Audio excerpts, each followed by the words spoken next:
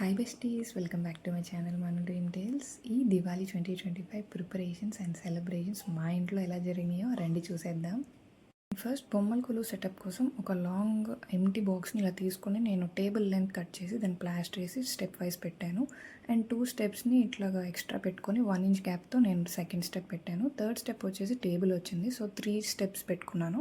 And background decoration కోసం ఇలా blue colour net sari తీసాను, ఇది బ్యాక్గ్రౌండ్ కోసం అని. అండ్ నెక్స్ట్ సిమిలర్గా ఉండాలని 2 క్రీమ్ అండ్ రెడ్ కాంబినేషన్లో 2 శారీస్ని టేబుల్ మీద స్టెప్స్ మీద ప్రిపేర్ చేసాం కదా, దాని మీద నుంచి వేయడానికి కోసం పెట్టాను, బొమ్మలు బాగా కనపడతాయని. వీడియో షూట్ చేయడానికి అస్సలు టైం లేదు, సో సింపుల్గా ఇలా డెకర్ చేసేసాను. స్టెప్స్ మీద నుంచి క్రీమ్ అండ్ రెడ్ కాంబినేషన్స్ ఉన్న శారీస్ వేసాను. అండ్ నెక్స్ట్ ఇంకో చిన్న సెకండ్ టేబుల్ పెట్టి అమ్మవారిని సపరేట్గా ఇట్లా పూజ చేసుకోవడానికి ఈజీగా ఉంటుందని దానికి సపరేట్గా సెకండ్ టేబుల్ వేసాను. డెకరేషన్ అయితే చూస్తే కనుక ఫస్ట్ బ్యాక్గ్రౌండ్ నేను బ్లూ కలర్ శారీ పెట్టాను కదా చూపించింది, అదే లైట్స్ కూడా యాడ్ చేశాను. 2 హ్యాంగింగ్స్ రైట్ సైడ్ ఉన్నాయి కదా, అవి 2 ఆర్టిఫిషియల్ గార్లెండ్సే ఇవి కూడా. అండ్ ఇలా చిన్న లక్ష్మీదేవిని వినాయకుడిని నేను ప్రిపేర్ చేసిన సింహాసనం మీద పెట్టాను. పక్కన అయితే చిన్న ఆర్టిఫిషియల్ ప్లాంట్స్తో డెకర్ చేశాను. లెఫ్ట్ అండ్ రైట్ సైడ్ ఎంటీ పిడతలు అంటే ముంతలు అవి పెట్టాను. యాక్చువల్గా అందులో మురుముర, బెల్లం, వేపిన శనగపప్పు అన్నీ వేసి చిన్నపిల్లలకి ఇస్తారనమాట. ఇట్లా సైడ్ అయితే దీపారాజన్ కుందులు మోడల్లో ఉన్నాయి కదా, అవి లైట్స్ నేను మీషో నుంచి ఆర్డర్ చేసినాయి. అవి చాలా బాగుంటుంది, మంచి ఎలిగెంట్ లుక్ అయితే వస్తుందన్నమాట. అంతా బాగుంది కానీ బ్యాక్గ్రౌండ్లో ఫెస్టివ్ లుక్ అయితే మిస్ అయింది. సో నా దగ్గర ఇట్లా ఓల్డ్ది ఒక ఫోటో ఫ్రేమ్ అయితే ఉంది. సో దాంట్లో ఉన్న వినాయకుడి బొమ్మ ఇలా ఊడిపోయింది. సో దీన్ని నా బ్యాక్గ్రౌండ్ కింద యూస్ చేసుకోవచ్చని సో నాకు అలా ఐడియా వచ్చింది. పెట్టాక ఎలా ఉంటుందో అయితే తెలియదు కానీ ఫస్ట్ అయితే యూస్ చేద్దాం.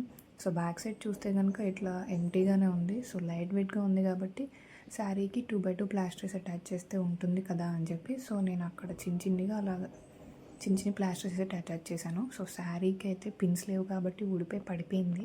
సో సేఫ్ సైడ్గా నా సైకిల్కి అయితే ఏం కాలేదు.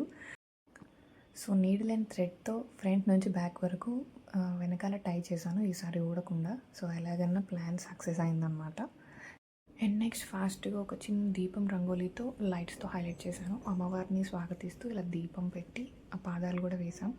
అండ్ నెక్స్ట్ లోపలికి వచ్చి ఇలా బ్యూటిఫుల్ లైట్స్తో ధూపదీప నైవేద్యాలతో శ్రీమాత మహాలక్ష్మీదేవి చక్కగా పూజ చేసుకున్నాం. అండ్ నెక్స్ట్ ఇలా అమ్మవారికి గాజులు మాలలు కూడా వేశాను. సో బ్యాక్గ్రౌండ్ నుంచి ఫ్రంట్ బొమ్మల వరకు కూడా మొత్తం లైటింగ్తో నింపేశాను.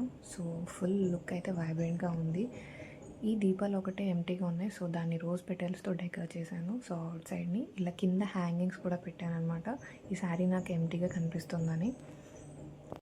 సో పూజ అయ్యాక మట్టి బిడతల్ని అంటే ఆ ముంతల్ని మురుమురాలతో బెల్లంతో ఉన్న వాటిలో పైన ఒక ఫ్రూట్ పెట్టి ఎవరైనా పెళ్లి కాని పిల్లలకి లేదా చిన్నపిల్లలకి ఇప్పిస్తారు. సో అది బొమ్మల కొలువుకి దివాళీకి పెట్టుకున్న వాళ్ళకి ఆచారం ఉంటుంది.